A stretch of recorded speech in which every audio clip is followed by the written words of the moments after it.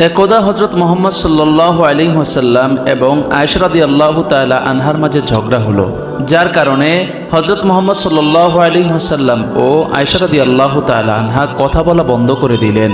দুজনেই নীরব নিস্তব্ধ, কারোর সঙ্গে কেউ কোনো কথা বলছে না। এমনি ভাবে বেশ কিছুক্ষণ অতিক্রম হওয়ার পর হযরত মুহাম্মদ সাল্লাল্লাহু আলাইহি ওয়াসাল্লাম আয়েশা রাদিয়াল্লাহু তাআলা আনহাকে উদ্দেশ্য করে বললেন, হে আয়েশা, চলো আমরা এই ঝগড়া মীমাংসা করে ফেলি, আর কতক্ষণ এভাবে চুপচাপ থাকা যায়। তখন আয়েশা রাদিয়াল্লাহু তাআলা আনহা বললেন, আচ্ছা ঠিক আছে, চলুন তাহলে মীমাংসা করা যাক। হযরত মুহাম্মদ সাল্লাল্লাহু আলাইহি ওয়াসাল্লাম বললেন, আচ্ছা এই ঝগড়ার মীমাংসা করার জন্য কাকে ডাকবো বলো? আয়েশা রাদিয়াল্লাহু তাআলা আনহা বললেন, আপনার যাকে ইচ্ছা তাকে ডেকে আনেন। এমন কথায় হযরত মুহাম্মদ সাল্লাল্লাহু আলাইহি ওয়াসাল্লাম বললেন, আচ্ছা তবে ওমর ফারুক রাদিয়াল্লাহু তাআলা আনহুকে ডেকে আনা হোক। তখন আয়েশা রাদিয়াল্লাহু তাআলা আনহা বললেন, না না, খবরদার, ওমরে ফারুককে ডাকা হবে না। ওমরে ফারুক খুবই রাগী একজন মানুষ, তাকে দেখলেই আমার ভয় লাগে। আয়েশা রাদিয়াল্লাহু তাআলা আনহার কথা শুনে হযরত মুহাম্মদ সাল্লাল্লাহু আলাইহি ওয়াসাল্লাম বললেন, আচ্ছা তাহলে তোমার পিতা আবু বকর রাদিয়াল্লাহু তাআলা আনহুকেই ডেকে আনি। আয়েশা রাদিয়াল্লাহু তাআলা আনহা এই কথা শুনে অত্যন্ত আনন্দ চিত্তে বলে ওঠেন, আচ্ছা ঠিক আছে, তবে তাই হোক, আপনি আমার আব্বাজান আবু বকর রাদিয়াল্লাহু তাআলা আনহুকেই ডেকে আনুন। আয়েশা রাদিয়াল্লাহু তাআলা আনহা তার পিতা আবু বকর রাদিয়াল্লাহু তাআলা আনহুকে ডেকে আনার কথা শুনে অত্যন্ত খুশি হলেন, কারণ তিনি ভেবেছিলেন তার পিতা আবু বকর রাদিয়াল্লাহু তাআলা আনহু তার পক্ষেই কথা বলবেন। অতঃপর হযরত আবু বকর রাদিয়াল্লাহু তাআলা আনহুকে ডেকে আনা হলো। এরপর হযরত মুহাম্মদ সাল্লাল্লাহু আলাইহি ওয়াসাল্লাম, আবু বকর রাদিয়াল্লাহু তাআলা আনহু এবং আয়েশা রাদিয়াল্লাহু তাআলা আনহা তারা তিনজনে একত্রিত হলেন।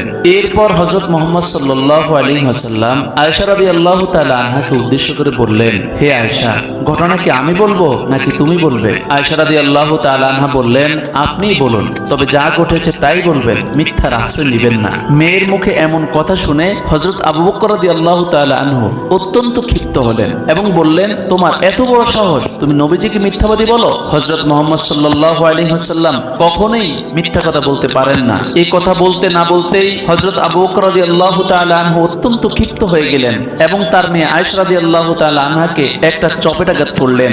পিতার আঘাত খেয়ে হযরত আয়েশা রাদিয়াল্লাহু তাআলা আনহা মাটিতে লুটিয়ে পড়লেন। মাটিতে লুটিয়ে পড়ার পর আবু বকর রাদিয়াল্লাহু তাআলা আনহু রাগে গড়গড় করতে করতে আয়েশা রাদিয়াল্লাহু তাআলা আনহাকে আবার মারার জন্য উদ্যত হলেন। তখনই হযরত মুহাম্মদ সাল্লাল্লাহু আলাইহি ওয়াসাল্লাম আয়েশা রাদিয়াল্লাহু তাআলা আনহাকে বাঁচানোর জন্য দুহাত মেলে দিয়ে আবু বকর রাদিয়াল্লাহু তাআলা আনহুর সামনে দাঁড়িয়ে গেলেন এবং আয়েশা রাদিয়াল্লাহু তাআলা আনহাকে মাটি থেকে উঠিয়ে তার পিছনে লুকিয়ে রাখলেন। হযরত মুহাম্মদ সাল্লাল্লাহু আলাইহি ওয়াসাল্লাম বাধা দেওয়ার কারণে আবু বকর রাদিয়াল্লাহু তাআলা আনহু বাহিরে চলে গেলেন।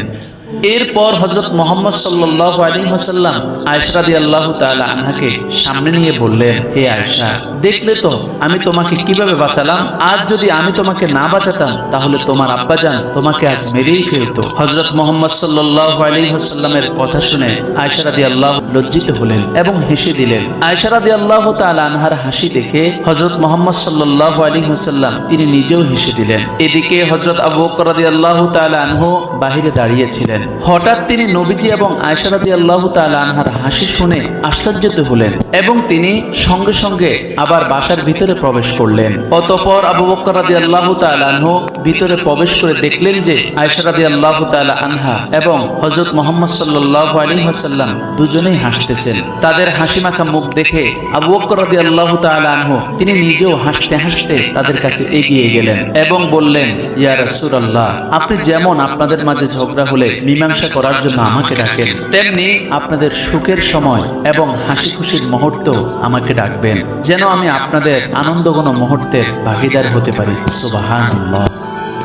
একদা হযরত আয়েশা রাদিয়াল্লাহু তাআলা আনহা এবং হযরত মুহাম্মদ সাল্লাল্লাহু আলাইহি ওয়াসাল্লাম ঘুমিয়ে আছেন। আয়েশা রাদিয়াল্লাহু তাআলা আনহা যখন গভীর ঘুমে নিমজ্জিত হলেন, তখন হযরত মুহাম্মদ সাল্লাল্লাহু আলাইহি ওয়াসাল্লাম উঠে চুপি চুপি বের হয়ে গেলেন।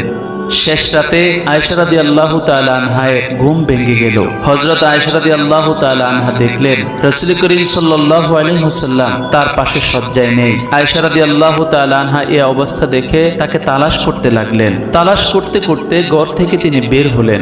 গৃহ থেকে বের হয়ে কিছুদূর এগিয়ে গিয়ে দেখলেন যে হযরত রাসূল করিম সাল্লাল্লাহু আলাইহি ওয়াসাল্লাম কবরস্থানে বসে কেঁদে কেঁদে মৃতদের জন্য দোয়া করছেন।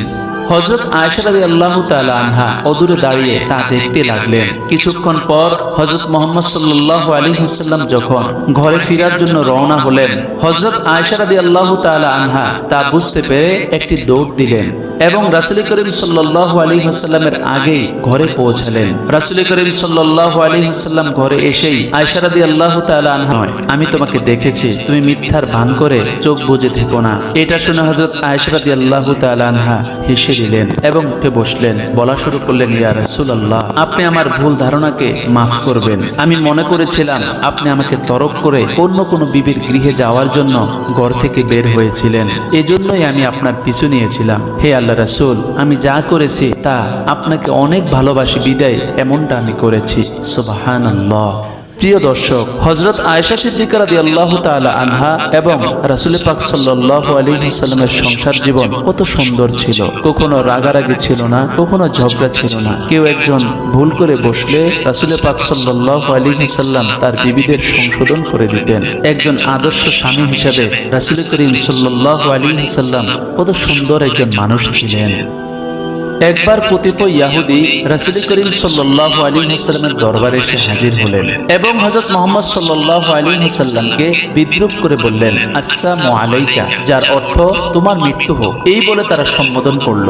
রাসূল করিম সাল্লাল্লাহু আলাইহি ওয়াসাল্লাম তাদের জবাবে বললেন, ওয়া আলাইকুম, অর্থাৎ তোমাদেরও মৃত্যু হোক। আয়েশা রাদিয়াল্লাহু তাআলা আনহাও তখন সেখানে উপস্থিত ছিলেন। ইহুদিদের এমন ধৃষ্টতায় আয়েশা রাদিয়াল্লাহু তাআলা আনহা রেগে গেলেন। তখন আয়েশা রাদিয়াল্লাহু তাআলা আনহা বলে উঠলেন, আলাইকুমুস সাম ওয়াল লা'না, যার অর্থ তোমাদের প্রতিও মৃত্যু অভিসম্পদ পতিত হোক। হযরত আয়েশা রাদিয়াল্লাহু তাআলা আনহার ক্রোধ দেখে রাসূল পাক সাল্লাল্লাহু আলাইহি ওয়াসাল্লাম বললেন, হে আয়েশা, সকল কাজে ও কথায় আমাদের বিনম্র হওয়া আবশ্যক, কেননা আল্লাহ তাআলা নম্র ও ভদ্র হওয়াকে অত্যন্ত ভালোবাসেন।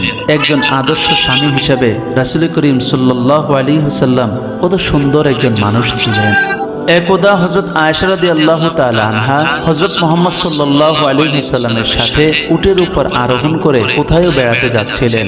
উটটি সাধারণ গতি অপেক্ষা একটু বেশি দ্রুত চলতে আরম্ভ করলো। তখন হযরত আয়েশা রাদিয়াল্লাহু তাআলা আনহা বিরক্ত হয়ে আরবের অন্যান্য মহিলাদের ন্যায় উটটিকে মালাউন তথা অভিশপ্ত বলে গালি দিলেন। হযরত আয়েশা রাদিয়াল্লাহু তাআলা আনহার এই উক্তিটি শুনে রাসূল করিম সাল্লাল্লাহু আলাইহি ওয়াসাল্লাম আদেশ করলেন, এই উটটি ফিরিয়ে দাও, কারণ অভিশপ্ত কোনো কিছুই আমাদের পবিত্র সম্পর্কের মাঝে জড়িয়ে থাকতে পারে না। সুবহানাল্লাহ। একজন আদর্শ স্বামী হিসেবে রাসূল করিম সাল্লাল্লাহু আলাইহি ওয়াসাল্লাম কত সুন্দর একজন মানুষ ছিলেন। একদা একজন বেদুইন মহিলা রাসূল করিম সাল্লাল্লাহু আলাইহি ওয়াসাল্লামের সম্মুখে এসে হাজির হলেন। বেদুইন মহিলাটির হাতে একখানা দুধের পাত্র ছিল। মহিলাটি দুধের পাত্র রাসূল করিম সাল্লাল্লাহু আলাইহি ওয়াসাল্লামের সামনে রাখলেন এবং সেখান থেকে চলে গেলেন। এরপর রাসূল করিম সাল্লাল্লাহু আলাইহি ওয়াসাল্লাম উক্ত দুধের পাত্রটি হাতে তুলে নিলেন এবং সেখান থেকে কিছু দুধ পান করলেন। নবীজির দুধ পান করা হলে তিনি উক্ত পাত্রটি আবু বকর রাদিয়াল্লাহু তাআলা আনহুর দিকে এগিয়ে দিলেন। এরপর আবু বকর রাদিয়াল্লাহু তাআলা আনহু বাকি দুধটুকু পান করলেন।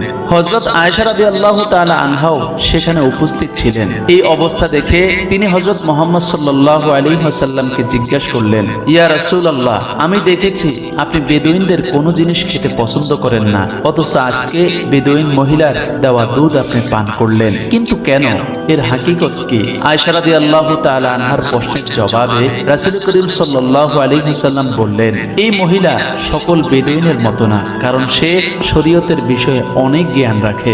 সুবহানাল্লাহ। রাসূল করিম সাল্লাল্লাহু আলাইহি ওয়াসাল্লাম ও আয়েশা রাদিয়াল্লাহু তাআলা আনহা তাদের সংসার কত সুন্দর ছিল। একজন আদর্শ স্বামী হিসেবে রাসূল করিম সাল্লাল্লাহু আলাইহি ওয়াসাল্লাম কত সুন্দর একজন মানুষ ছিলেন। একদা রাতে হযরত মুহাম্মদ সাল্লাল্লাহু আলাইহি ওয়াসাল্লাম তাহাজ্জুদের নামাজ পড়বেন, এজন্য বেতেরের নামাজ আদায় না করেই শুয়ে পড়লেন। এটা দেখে আয়েশা রাদিয়াল্লাহু তাআলা আনহা বললেন, ইয়া রাসূলুল্লাহ, আপনার বেতেরের নামাজ বাকি রয়েছে। তখন জবাবে রাসূল করিম সাল্লাল্লাহু আলাইহি ওয়াসাল্লাম বললেন, হে আয়েশা, বেতেরের নামাজ আমি অবশ্যই পড়ব। স্মরণ রাখিও, আমার চক্ষু ঘুমালেও আমার অন্তর সদা জাগ্রত থাকে। সুবহানাল্লাহ। রাসূল করিম সাল্লাল্লাহু আলাইহি ওয়াসাল্লাম ও আয়েশা রাদিয়াল্লাহু তাআলা আনহা তাদের সংসার কত সুন্দর ছিল। একবার হযরত আয়েশা রাদিয়াল্লাহু তাআলা আনহার কিছু মালপত্র চুরি হয়ে গেল। মাল চুরি হওয়ার কারণে আয়েশা রাদিয়াল্লাহু তাআলা আনহা আরবের প্রথা অনুযায়ী চোরকে অভিসম্পদ করতে থাকেন। নবী করিম সাল্লাল্লাহু আলাইহি ওয়াসাল্লাম আয়েশা রাদিয়াল্লাহু তাআলা আনহার এই ব্যবহার দেখে বললেন, হে আয়েশা, তুমি চোরকে অভিসম্পদ দিও না, এতে করে তোমারই ক্ষতি। কারণ তুমি যখন অভিসম্পদ দিবে তখন তোমার আমলনামায় গুনাহ লেখা হবে, আর এর কারণে আখিরাতে তোমাকে লজ্জিত হতে হবে। বরং চোরকে তার অবস্থায় ছেড়ে দাও, আল্লাহ তাআলা তোমাকে অবশ্যই এর প্রতিদান দিয়ে দিবেন। সুবহানাল্লাহ। একবার হযরত আয়েশা রাদিয়াল্লাহু তাআলা আনহার দরজায় একজন ভিক্ষুক এসে কিছু প্রার্থনা করলো। অতঃপর হযরত আয়েশা রাদিয়াল্লাহু তাআলা আনহা তার সেবিকাকে আদেশ করলেন, ভিক্ষুককে কিছু দান করো। আদেশ পাওয়া মাত্র সে সামান্য কিছু ভিক্ষুককে দিয়ে তাকে বিদায় করে দিল। এই অবস্থা দেখে রাসূল করিম সাল্লাল্লাহু আলাইহি ওয়াসাল্লাম আয়েশা রাদিয়াল্লাহু তাআলা আনহাকে ডেকে বললেন, হে আয়েশা, কখনো ভিক্ষুককে গুনে গুনে ভিক্ষা দিবে না, তাহলে আল্লাহ তাআলাও তোমাকে গুনে গুনে নেকি দান করবেন। বরং ভিক্ষুককে দুহাত ভরে অগণিত সম্পদ দান করবে, তাহলে আল্লাহ তাআলাও তোমাকে অগণিত নেক দান করবেন। সুবহানাল্লাহ। একজন আদর্শ স্বামী হিসেবে রাসূল করিম সাল্লাল্লাহু আলাইহি ওয়াসাল্লাম কত সুন্দর একজন মানুষ ছিলেন। রাসূল করিম সাল্লাল্লাহু আলাইহি ওয়াসাল্লাম ও আয়েশা রাদিয়াল্লাহু তাআলা আনহা তাদের সংসার কত সুন্দর ছিল। সুবহানাল্লাহ। একদা নবী করিম সাল্লাল্লাহু আলাইহি ওয়াসাল্লাম এবং আয়েশা সিদ্দিকা রাদিয়াল্লাহু তাআলা আনহা ঘরের মধ্যে বসা ছিলেন। ঠিক এমন সময় রাসূল পাক সাল্লাল্লাহু আলাইহি ওয়াসাল্লাম একজন মহিলার বিষয়ে আলাপ করছিলেন। আলাপ চলাকালে আয়েশা সিদ্দিকা রাদিয়াল্লাহু তাআলা আনহা ওই মহিলার কথা শুনেই বলে উঠলেন, ইয়া রাসূলুল্লাহ, আপনি যে মহিলার কথা বলছেন সেই মহিলা তো অত্যন্ত খাটো এবং দেখতে কুৎসিত, তার প্রশংসা করে লাভ নেই। হযরত আয়েশা সিদ্দিকা রাদিয়াল্লাহু তাআলা আনহার এমন মন্তব্য শুনে রাসূল পাক সাল্লাল্লাহু আলাইহি ওয়াসাল্লাম তার প্রতি রাগ না হয়ে তাকে নসিহত করে বোঝাতে শুরু করলেন, হে আয়েশা, শোনো, তুমি যে ওই মহিলার পরনিন্দা করেছ, এর মাধ্যমে তোমার অনেক বড় গুনাহ হয়ে গিয়েছে। তুমি আল্লাহ তাআলার কাছে ক্ষমা চাও, কেননা ইসলামে গীবতকে আল্লাহ তাআলা হারাম করেছেন। আল্লাহ যাকে যেভাবে ইচ্ছা তাকে সেইভাবে সৃষ্টি করেছেন, কারো অধিকার নেই অন্য কাউকে নিয়ে গীবত বা সমালোচনা করা। রাসূল পাক সাল্লাল্লাহু আলাইহি ওয়াসাল্লাম হযরত আয়েশা সিদ্দিকা রাদিয়াল্লাহু তাআলা আনহা আল্লাহ তাআলার কাছে ক্ষমা চাইলেন এবং নিজেকে সংশোধন করে নিলেন। প্রিয় দর্শক, হযরত আয়েশা সিদ্দিকা রাদিয়াল্লাহু তাআলা আনহা এবং রাসূল পাক সাল্লাল্লাহু আলাইহি ওয়াসাল্লামের সংসার জীবন কত সুন্দর ছিল। কখনো রাগারাগি ছিল না, কখনো ঝগড়া ছিল না। কেউ একজন ভুল করে বসলে রাসূল পাক সাল্লাল্লাহু আলাইহি ওয়াসাল্লাম তার বিবিদের সংশোধন করে দিতেন। হযরত আয়েশা রাদিয়াল্লাহু তাআলা আনহা রাসূল পাক সাল্লাল্লাহু আলাইহি ওয়াসাল্লামকে খুব ভালোবাসতেন এবং নবীজিকে সবসময় আগলে রাখতেন। একদিন রাসূলুল্লাহ সাল্লাল্লাহু আলাইহি ওয়াসাল্লাম আয়েশা রাদিয়াল্লাহু তাআলা আনহা এর কোলের উপর মাথা রেখে বিশ্রাম নিচ্ছিলেন। এমন সময় হযরত আবু বকর রাদিয়াল্লাহু তাআলা আনহু কোনো এক কারণে আয়েশা সিদ্দিকা রাদিয়াল্লাহু তাআলা আনহা এর উপর রাগান্বিত হয়ে ঘরে প্রবেশ করলেন এবং আয়েশা সিদ্দিকা রাদিয়াল্লাহু তাআলা আনহাকে একটা ধাক্কা দিলেন। কিন্তু হযরত আয়েশা রাদিয়াল্লাহু তাআলা আনহা নবীজির ঘুমের ব্যাঘাত ঘটবে এজন্য একটু নাড়াচাড়া করলেন না। হযরত আয়েশা রাদিয়াল্লাহু তাআলা আনহা রাসূল পাক সাল্লাল্লাহু আলাইহি ওয়াসাল্লামের সেবার প্রতি খুবই সচেতন ছিলেন। খাদেম থাকা সত্ত্বেও তিনি নিজে নবীজির অনেক কাজ করে দিতেন। মাথায় চিরুনি করে দিতেন, শরীরে আতর লাগিয়ে দিতেন, নিজ হাতে নবীজির কাপড়গুলো পরিষ্কার করে দিতেন, রাতে শোয়ার আগে মেসওয়াক করিয়ে দিতেন। এমনকি রাসূল পাক সাল্লাল্লাহু আলাইহি ওয়াসাল্লামের জন্য সব সময় কিছু নাস্তা প্রস্তুত করে রাখেন, যেন নবীজি ঘরে এসেই খালি মুখে বসে থাকতে না হয়। হযরত আয়েশা রাদিয়াল্লাহু তাআলা আনহা এইভাবে ভালোবাসার কারণে তিনি নবীজির এতই প্রিয় হয়েছিলেন যে সকল উম্মাহাতুল মুমিনিনদের মধ্যে রাসূল পাক সাল্লাল্লাহু আলাইহি ওয়াসাল্লাম আয়েশা রাদিয়াল্লাহু তাআলা আনহাকে বেশি ভালোবাসতেন। একদা নবী করিম সাল্লাল্লাহু আলাইহি ওয়াসাল্লাম হযরত সুফিয়া রাদিয়াল্লাহু তাআলা আনহা এর রান্নার প্রশংসা করলেন এবং বললেন, সুফিয়ার রান্না অতি উত্তম এবং খেতে সুস্বাদু। এই কথা শুনে হযরত আয়েশা রাদিয়াল্লাহু তাআলা আনহা বললেন, তার প্রশংসা করে লাভ নেই, সে তো দেখতে এতটা সুন্দর নয়, তার পাশাপাশি সে অত্যন্ত খাটো। আয়েশা রাদিয়াল্লাহু তাআলা আনহার কথা শেষ হলে রাসূল পাক সাল্লাল্লাহু আলাইহি ওয়াসাল্লাম বললেন, হে আয়েশা, শোনো, কারো ব্যাপারে এইভাবে সরাসরি মন্তব্য করা ঠিক নয়। ইসলাম আমাদেরকে সম্প্রীতি ও মহাব্বত করতে শিখিয়েছে। আল্লাহ তাআলার বান্দাদের মাঝে কেউ সুন্দর, কেউ কালো, কেউ ধনী, কেউ গরিব, কেউ লম্বা, কেউ খাটো, এক এক শ্রেণীর হয়ে থাকবে, কিন্তু সকল মানুষ একজন মুসলমান অপর মুসলমানের ভাই, একজন মুসলমান নারী অপর মুসলমান নারীর বোন। কিন্তু সকল মুসলমান নরনারী একে অপরের ভাই বোন। এজন্য রক্তের আপন ভাই বোনকে যেভাবে তুমি মোহাব্বত করো, ঠিক তদ্রূপ জগতের সকল মুমিন মুমিনাকে তুমি সেইভাবে মোহাব্বত করবে। কেননা প্রকৃত মুসলমান তো সেই যার হাত থেকে এবং জবান থেকে অপর মুসলমান নিরাপদ থাকে। আয়েশা সিদ্দিকা রাদিয়াল্লাহু তাআলা আনহা তখন তার নিজের ভুল বুঝতে পারলেন। এরপর থেকে তিনি আর কখনো হযরত সুফিয়া রাদিয়াল্লাহু তাআলা আনহা সহ কারোই সমালোচনা করেননি। এটাই হচ্ছে একজন প্রকৃত স্বামী স্ত্রীর আদর্শ।